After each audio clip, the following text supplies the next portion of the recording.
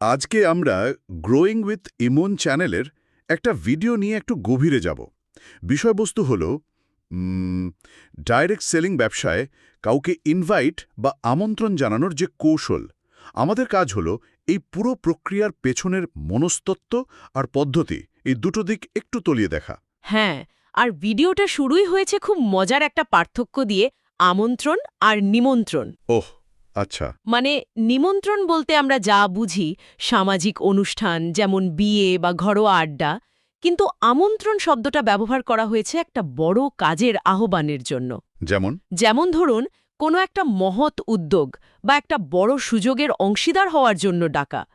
Direct সেলিংয়ে ওরাই আমন্ত্রণ শব্দটা ব্যবহার করে কাজটার গুরুত্ব বোঝাতে চাইছে। দারুণ তো। তার মানে শব্দ দিয়েই পুরো ব্যাপারটার একটা ওজন তৈরি করার চেষ্টা। এটা শুধু একটা ব্যবসায়িক লেনদেন নয়, তার চেয়ে বড় কিছু। একদম। তো ভিডিওতে বলা হয়েছে এই আমন্ত্রণ জানানোর পেছনে নাকি 5টা মূল কারণ আছে। সেগুলো কি? হ্যাঁ, 5টি কারণের কথা বলা হয়েছে। প্রথম দুটি হল লাইফ সাপোর্ট এবং রেসপেক্ট। লাইফ সাপোর্ট আর রেসপেক্ট একটু যদি ভেঙে বলেন।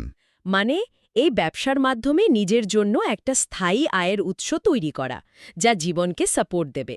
আর দ্বিতীয়টা হল অন্যকে সফল হতে সাহায্য করে সম্মান অর্জন করা। আচ্ছা আচ্ছা, তাহলে প্রথম দুটো কারণই বেশ আবেগঘন। মনে হচ্ছে এই কৌশলটা আমন্ত্রণকারীকে একজন সাহায্যকারী হিসেবে ভাবতে উৎসাহিত করছে, তাই না? ঠিক ধরেছেন। এটা একটা বড় মনস্তাত্ত্বিক কৌশল। যখন কেউ নিজেকে শুধু বিক্রেতা না ভেবে একজন লাইফ চেঞ্জার হিসেবে দেখে, তখন তার আত্মবিশ্বাস অনেক বেড়ে যায়। আর বাকি 3টি কারণ?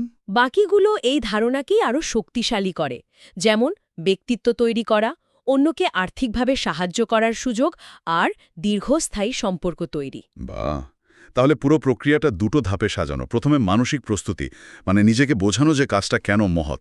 তারপর আসছে আসল প্রক্রিয়াটা, তালিকা বানানো, মানুষ বাছাই করা। একদম। আবেগ আর কৌশলকে এক জায়গায় আনা হয়েছে। তো এই প্রক্রিয়ার প্রথম ধাপটা কি? Guest list? হ্যাঁ, গেস্ট লিস্ট তৈরি করা। আর এখানে পরিষ্কার করে বলা হয়েছে, মাথায় নাম না রেখে খাতায় লিখতে হবে। কমপক্ষে 100 জনের একটা তালিকা। 100 জন? এটা তো বেশ বড় একটা সংখ্যা। হ্যাঁ, আর তালিকা করার সময় কে কাজটা করবে বা করবে না তা নিয়ে একদমই ভাবা যাবে না। কিন্তু এই 100 জনের তালিকাটার পেছনে কি বিশেষ কোনো কারণ আছে? এটা তো একটা ক্লাসিক পদ্ধতি, তাই না? ঠিক। এর মূল উদ্দেশ্য হল একজন নতুন সদস্যের ওয়ার্ম মার্কেট, মানে তার ব্যক্তিগত পরিচিতির নেটওয়ার্ককে কাজে লাগানো। আর আগে থেকে বিচার না করতে বলার কারণ হল, অনেক সময় যাদেরকে দেখে সম্ভাবনাময় মনে হয় না, তারাই হয়তো সবচেয়ে বেশি আগ্রহী হয়ে ওঠে। বেশ, বোঝা গেল। কিন্তু এখানে আমার একটা প্রশ্ন আসছে। বলুন। একদিকে বলা হচ্ছে আগে থেকে না ভেবেই তালিকা করতে হবে, আবার পরের ধাপেই বলা হচ্ছে নির্দিষ্ট কিছু বৈশিষ্ট্য দেখে মানুষ বাছাই করতে। এই দুটো কথার মধ্যে কি একটু স্ববিরোধিতা নেই? এটা একটা দারুণ পয়েন্ট। দেখুন, সোর্সের যুক্তিটা সম্ভবত এরকম: তালিকা তৈরির সময় মনটাকে খোলা রাখতে হবে। এটা হলো ব্রেইনস্টর্মিং পর্ব, যাতে কোনো সম্ভাবনাই বাদ না যায়। আচ্ছা। কিন্তু যখন আমন্ত্রণ জানানোর সময় আসবে, তখন তো নিজের সময় আর শক্তিটা সবচেয়ে সম্ভাবনাময় ব্যক্তিদের পেছনেই খরচ করা বুদ্ধিমানের কাজ, তাই না? তাই বাছাই করাটা হলো একটা স্ট্র্যাটেজিক পদক্ষেপ। বোঝা গেল। তার মানে কাদের এড়িয়ে চলতে বলা হয়েছে? যেমন ধরুন, যারা নেশাগ্রস্ত বা সমাজে প্রবলেম্যাটিক, তাদের এড়িয়ে চলার পরামর্শ দেওয়া হয়েছে। আর কাদেরকে আমন্ত্রণ জানানোর কথা বলা হয়েছে? যাদের বয়স 18-র বেশি, যাদের সাথে ভালো সম্পর্ক আছে এবং যারা আর্থিকভাবে বিশ্বস্ত, মানে সমাজে সম্মানিত। বাহ, তার মানে টার্গেট অডিয়েন্স অনুযায়ী কথা বলার ধরনও পাল্টাতে হবে। অবশ্যই, এটাই তো আসল কৌশল। যেমন একজন চাকরিজীবীকে তার সময় বা অর্থের অভাবের কথা মনে করিয়ে দিয়ে একটা অতিরিক্ত আয়ের সুযোগের কথা বলা যেতে পারে। আর ছাত্রদের বলা যেতে পারে পড়াশোনার পাশাপাশি পার্ট টাইম আয়ের কথা। গৃহিণীদের জন্য ঘরের কাজের ফাঁকে পরিবারকে আর্থিকভাবে সাহায্য করার সুযোগ।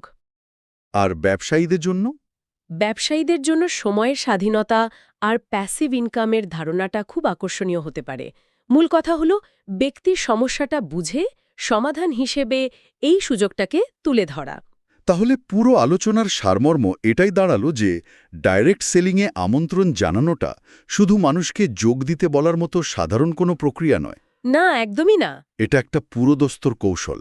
এর মধ্যে মনস্তাত্ত্বিক প্রস্তুতি আছে, পদ্ধতিগত তালিকা তৈরি আছে, স্মার্ট বাছাই প্রক্রিয়া আছে এবং টার্গেট অনুযায়ী সুনির্দিষ্ট প্রস্তাবও আছে।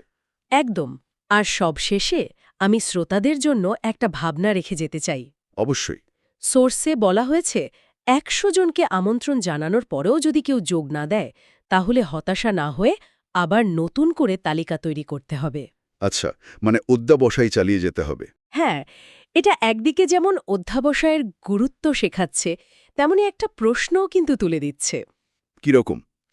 প্রশ্নটা হলো, যখন একটা প্রক্রিয়া বারবার ব্যর্থ হয়, তখন কি প্রক্রিয়াটিকেই নতুন করে ভাবা উচিত, নাকি কেবল নতুন মানুষের উপর একই প্রক্রিয়া প্রয়োগ করে যাওয়া উচিত? এই ব্যাপারটা নিয়ে কিন্তু ভাবা যেতে পারে।